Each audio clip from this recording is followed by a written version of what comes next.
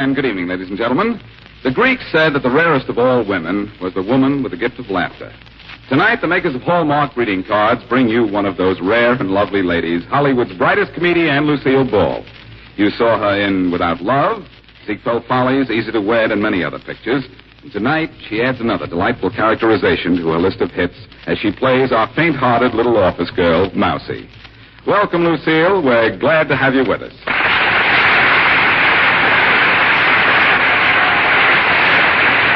Thank you, Dick. It's good to be here, but I'm not sure this story about Mousie is all for laughs. What do you mean? How would you like to work for a boss who scared you to death? Don't tell me you were ever scared. I sure was.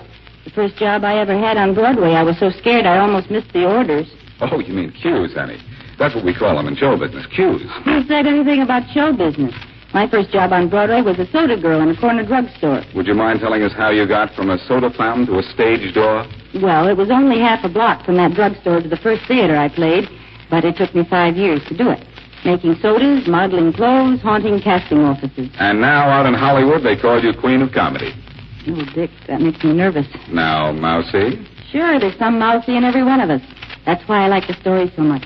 I'd like to give Mousie a tip, though. What's that, Lucille? First, I'd send her one of those cute Hallmark Mr. Bluebird cards to cheer her up, and on it I'd write something I read a while ago in the Reader's Digest. What was that? For Lord Mansfield's advice to timid people. He said, decide promptly and never give any reasons. Your decisions may be right, and your reasons are sure to be wrong. Or, as my pop used to say, get in there and pitch. You certainly did. Ladies and gentlemen, the makers of Hallmark greeting cards are happy to present on the Reader's Digest radio edition, Lucille Ball starring in The Lion and the Mousie.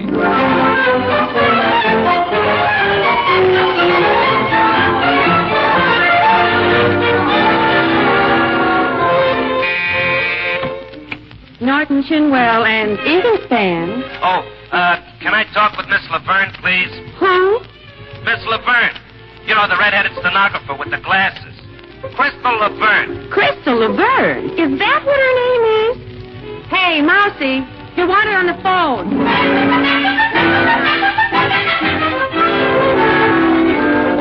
I'm Mousie.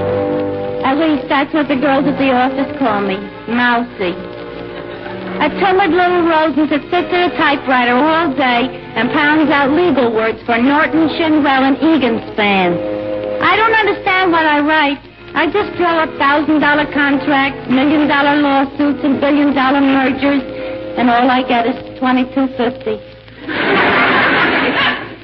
Hey, Mousie, stop daydreaming and pick up the receiver. There's a call for you. From me? On the phone? That's the usual place for a call. I know, but people aren't supposed to call me here. Not during office hours. See, Mr. Eaglespan said that Mr. Eaglespan, for goodness sake, Mousie, do you run your whole life by what Mr. Eaglespan said? Yeah, during office hours. Well, he's not in his office. Here, answer the phone. Oh, all right. Hello? Hello, honey. This is me, kid, Eddie. Oh, Eddie, you should have called me here. Well, why not? It's my nickel. It don't cost them nothing.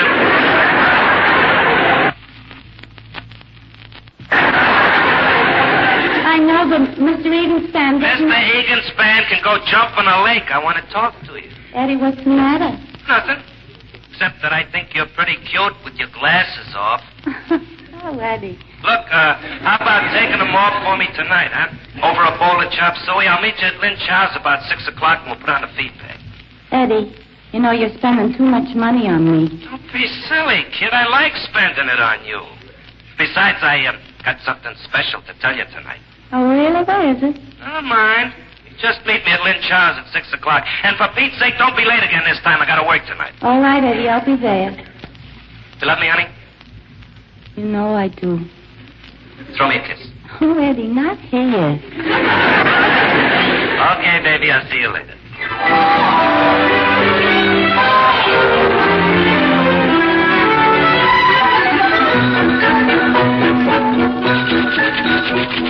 Share equally between the party of the first part and the party of the, Oh, rats, I knew that was going to happen. What's the matter, Mousie? Every time I'm in a hurry, this rickety old typewriter starts falling apart. I'll never make it now. Make what? My date. It's almost 6 o'clock, and I still got 5 more pages of Dabney versus Weisskopf. Well, gee, I'd help you, honey, but I got a heavy date myself. Darned old typewriter makes more mistakes than I do. Thought you had it fixed. Fixed? Thomas Edison couldn't fix this thing. Look at it. If you hit the letter R, it's fixed. If you hit the letter J, it jumps. And if you press the tabulator key... That's the jackpot. Just can't see how you can put up with that thing. I can. It makes me late every night. Norton, Schindler, and Eagenspan closes at 6 o'clock, but I don't close till 7:30. Well, why don't you do something about it? Why don't you tell Mr. Eagenspan? Oh, I don't know. He frightens me, Belle. He's got such a loud voice. And every time I see him, he talks about cutting down on expenses. Honest, I'm afraid to go near his office. You're afraid of your own shadow. For heaven's sakes, now, so you gotta tell him you need a new machine. Oh, I wish I could. Well, why can't you? You got a mouth, haven't you? Yeah, but as soon as I see Mr. Eagenspan, I can't open it. Oh, now, see, are you going to go through life getting the dirty end of the stick? Are you going to let people walk all over you? Yeah, I mean, goodness knows I don't want to. I got feelings just the same as anybody else. Only I don't know what to do. Well, I'll tell you what to do. Get your hat on. What? You got a date, haven't you? Well, get your hat on. You're leaving. Without Dabney and Weisskopf? I can't go without finishing my work. Your work is finished now. See, it's 6 o'clock, and that's quitting time. But Mr. Eagenspan will have a fit. It won't be the first one. And if he wants you to finish your work on time, let him buy you a new typewriter. Go on now, get ready. I'll ring for the elevator. Well, if you think I can Get ready, I said, and make it snappy. All right. I'll do it. I'll do it if it's the right thing. Going somewhere, Mercy? Oh, hello, Mr. Eagenspan. I hope you're finished with those copies. I'll need them first thing in the morning. Well, I haven't finished them yet, but it'll only take me a little while. Well, as long as they're done before you leave, that'll be time enough. Yes, Mr. Eagenspan. Good night, Mercy. Good night, Mr. Eagenspan. Dabney versus Weisskopf.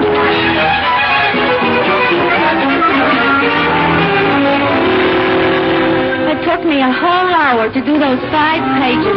And if I hadn't moved to another typewriter, I'd have been there yet.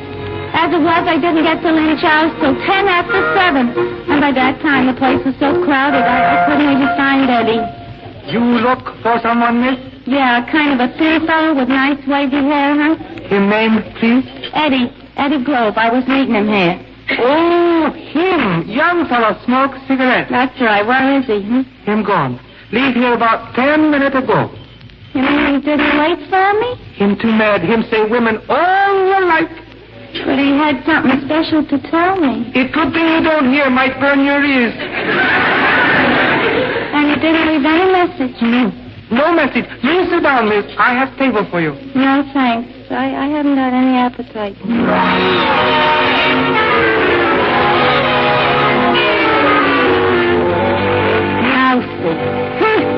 That was me, all right. Afraid of Mr. Eagenspan. Afraid of losing my job. Afraid of everything. No wonder Eddie was mad. No wonder he wouldn't wait for me. He probably would never see me again. Unless I saw him. So that's why I walked around to the Empire Arena and slid in under the side door. I knew he'd be waiting there. But I had to speak to him, so...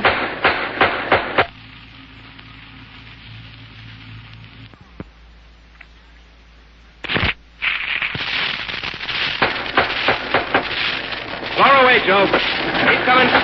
Eddie. All right, tie her up there. Eddie. Hello, Vic. What are you doing here? I was just watching you. Well, you sure picked out a swell time. I got to get this place done over by tomorrow noon. The circus is coming in. Eddie, don't be mad at me. I'm not mad. Just disgusted. Every time I make a date with you, it's the same old story. Well, it wasn't my fault, Eddie. It's that darn old typewriter that made me late. What typewriter? What are you talking about? That old machine down at the office. If I had a new one, well, I wouldn't be a mouse. Oh, look, kid, I haven't got time for riddles. I'm busy. You don't understand, Eddie. It hangs over me like a phobia. Keeps reminding me of the trap I'm in. That dinky apartment I got and a lumpy divan I sleep on. Don't you see? It's ruining my whole life. Well, if it's doing all that, why don't you get rid of it? I'm going to get rid of it. Tomorrow. I'm going to turn over a new leaf and start life all over again. Because if I don't, it just isn't worth living. Hey, now what kind of talk is that? No, well, what difference does it make? You don't care about me anymore. Oh, sure I don't. But wasn't I going to ask you to marry me tonight? Didn't I pick out the ring and everything? Eddie, you didn't. Of course I did. That was just something special I wanted to talk to you about. Well, I kept you waiting. Yeah, that's what made me so mad. Well, I won't keep you waiting anymore, honey. Promise? I promise. Okay, baby. Look, I'll be through around 12 o'clock tomorrow. Want to pick me up and have lunch together? More than anything else in the whole world.